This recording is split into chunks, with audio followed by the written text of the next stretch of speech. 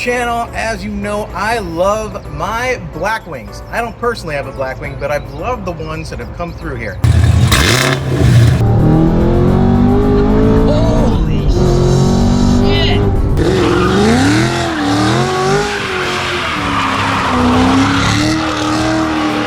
Well, all of them except for this one. The reason why I don't love it is because this one is only here because it doesn't drive nice. Now, I'm not going to bring in previous shops that have worked on it. In fact, there's been a lot of hands in this one.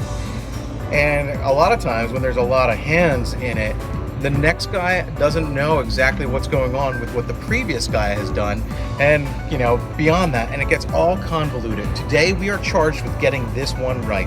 So this one's a pretty mild build, I'd say. It's not super mild because it's got a lot of stuff going on. It's got the Quartz Racing. Is it Quartz Racing? It looks like a Q, but I believe it's Quartz Racing's intake on it.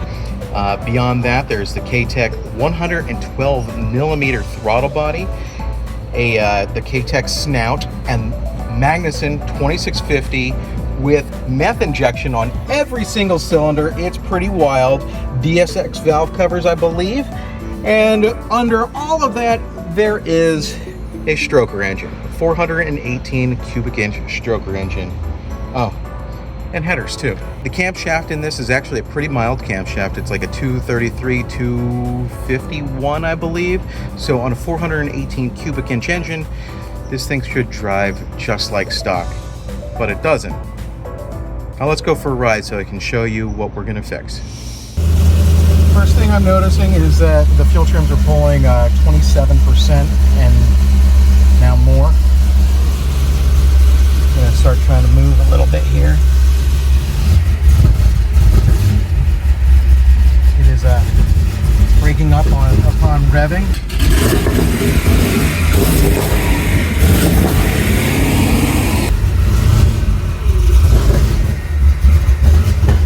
Here breaking up. Idle's a little tough. I'm gonna give the laptop to you. Yeah.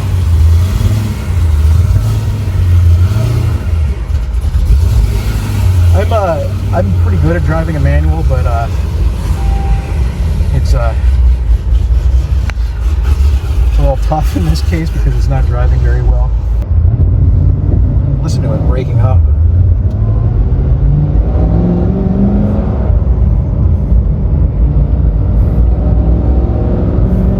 So the jumpiness is not me. Jumpiness is something to do with the car. The wide bands are all over the place. I think the majority of this, wow. Clutch in, hang in the idle, it's coming down the idle. I don't know how well it's going to convey because this thing has really good stabilization, but you should be able to hear it, like struggling. That's not me. I'm not like coming on and off the pedal. That's 100%. Like I'm a quarter of the way on the pedal, and it went to 100% throttle. That's what's going on. It's like something's just, it's all over the place. Look, this thing keeps on like popping open like a side window. It just stalled. That wasn't me. We're still moving. I just clutched in.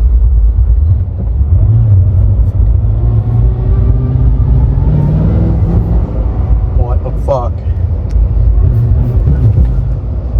I mean, if that's not showing up on video, man, I'm pretty sure this thing's not showing up on video now, right? oh Jesus. This is not me. Yeah, but what the fuck?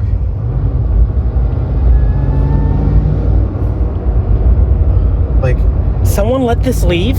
somebody did let this leave.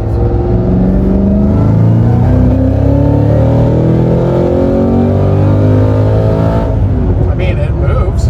I did hear a little bit of a hiccup midway, but it also has a lot of meth on it, so it's probably right when the meth hit. I'll check it out in the log then, but wow.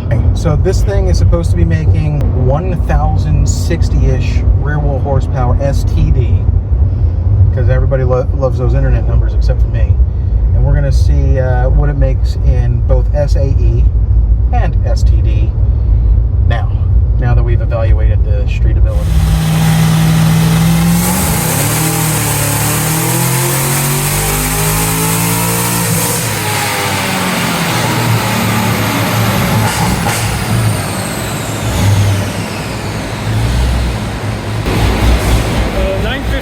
It did spin at the beginning. I think it caught. I'm going to run it again for good measure.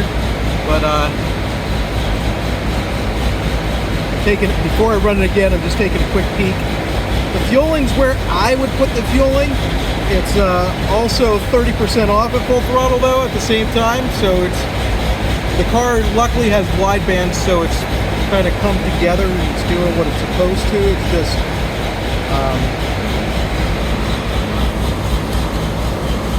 not accurate. So being Global B, the tune's locked. Are you able to see anything of what's on the car? Be continued.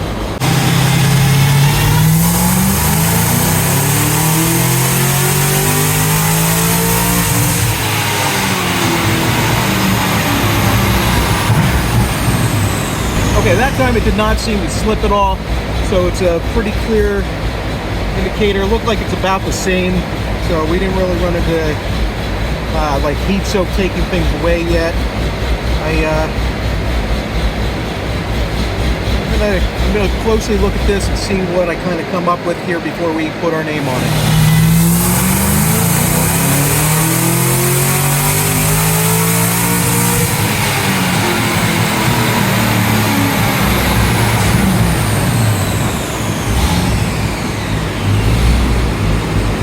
I am seeing little variations, little fluttering. Actually looks like the throttle body is fluttering a little bit as well. So that's a little bit surprising. Thanks to the smooth boost, turning the power down is as simple as doing that. So now it's all the way down. This is probably like 3 pounds of boost. Let's see what happens.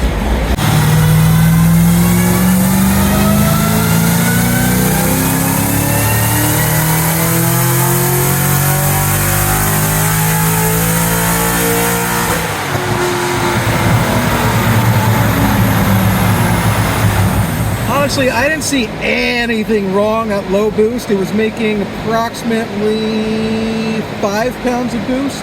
Pretty much above 5,000, 6,000-ish area. It was like 5 pounds of boost. Started off at like 1.5 pounds, which is pretty cool.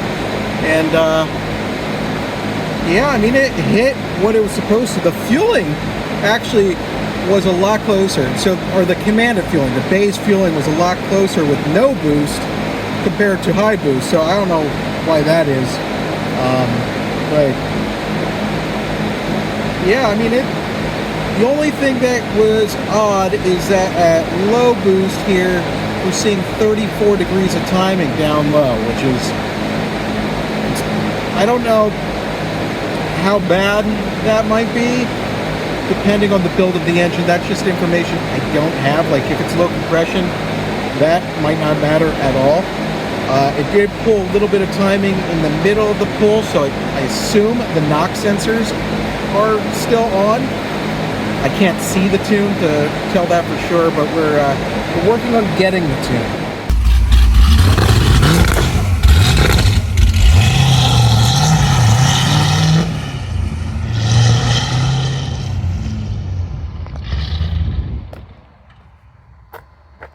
I think it just stalled going around the corner.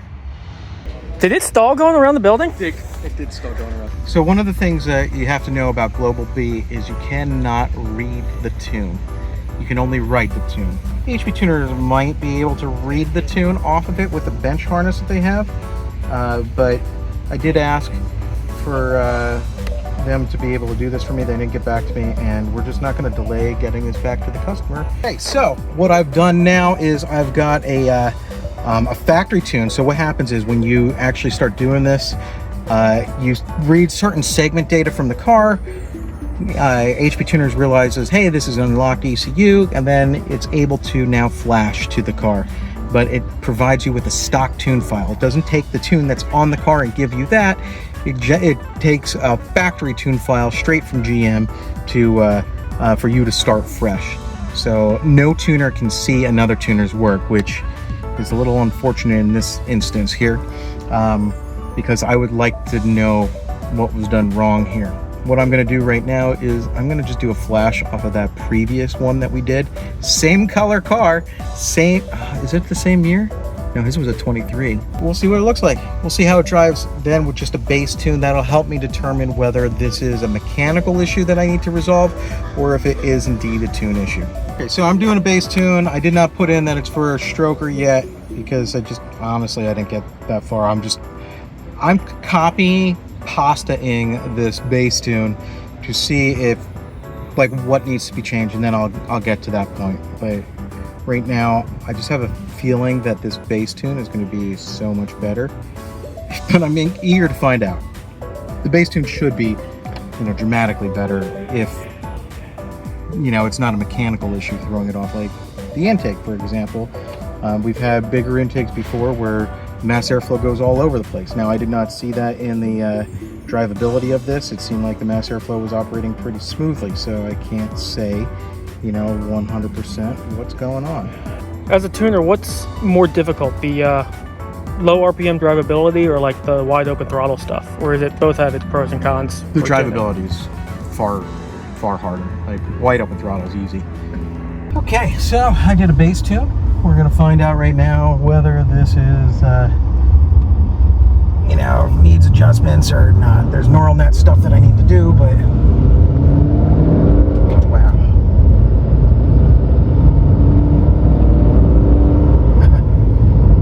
Okay, so the majority of this is definitely tune related. There is a little like camshaft buck down below, but that is significantly better. Oh my gosh, you could actually drive the car.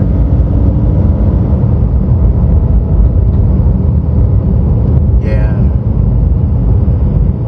Honestly, I'm not making a lie.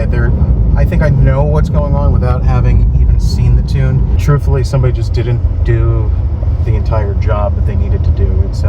It's really, it seems hard, but it's not that hard. But it's different. If nobody's done it before, I spent a lot of time on that previous build, and it's still not close. I still have things I need to do here, but I can tell you that it looks like I'm going to be able to resolve the drivability issues because the majority of them are gone now. Like this is something it was not able to do earlier. It was not able to cruise around at 2,000 RPM. Like, look at this. It's cruising nice and easy. It's not going everywhere. Even getting on it, it's solid. The car's not like beating you out. No, it's not now. So that's not to toot my own horn, but I spent a lot of time to do this stuff, to figure it out, and that's why that took a long time at the end to get the last video of the 3D printed intake and get it out. Like I spent a lot of time dialing this stuff in and figuring it out because it was my first one that I really needed to do that, and I think it's paying off for this. So the shameless plug, send your Blackwing to us, especially if you're having drivability issues, because we got it. Look at that. Look at that. So when I was giving it just a little bit of throttle before, yeah, it was at 100% throttle when I was at like 40% throttle. It was going to 100%. So now it's not. So that's wonderful. I'm actually really happy. It looks like the Cord's intake is, it looks like it's being pretty consistent, so that's good. That's very important for intakes. It's got to be consistent enough that you can leave the long-term fuel trims on. Otherwise, the intake's not reporting consistently, and that does not help you out in the high end or anything like that. Doesn't help. Wow. It definitely doesn't. Yeah, look at that. We can actually get up here. Like this is where we had that big one. Yeah. Jesus. This is not me. Yeah, but what the fuck? Yeah, so we're gonna give it a little punch here.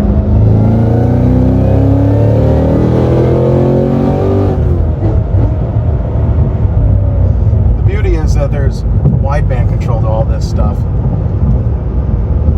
So even though it's spraying a buttload of meth, it's pulling out the fueling for it. So that's really nice.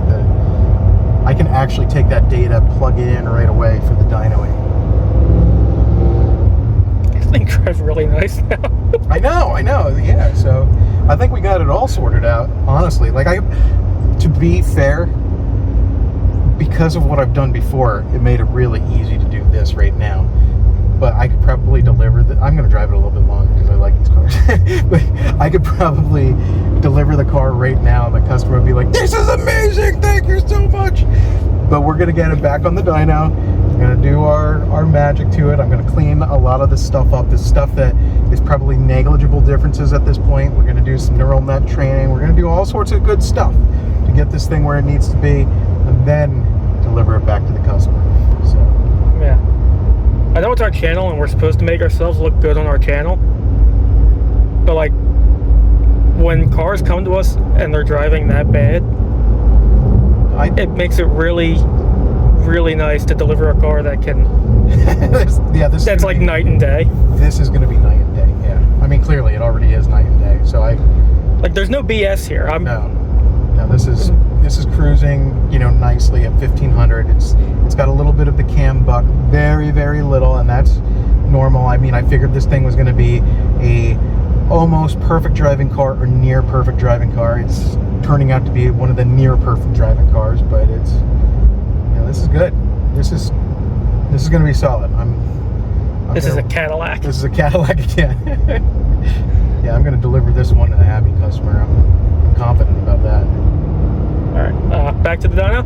Back to the dyno. So where are we at right now? The car got here, we evaluated it by the street tune, we evaluated the dyno tune. It was kind of lacking and not what we were expecting. Took it back out on the street, put my tune on it, just like a base tune, to see if it possibly is mechanical or if it is going to be like part of the tuning. It does appear to be the tune because it drives so much better now. One of the considerations I was having was maybe the customer accidentally flashed a stock tune on it because of what I was telling you guys earlier.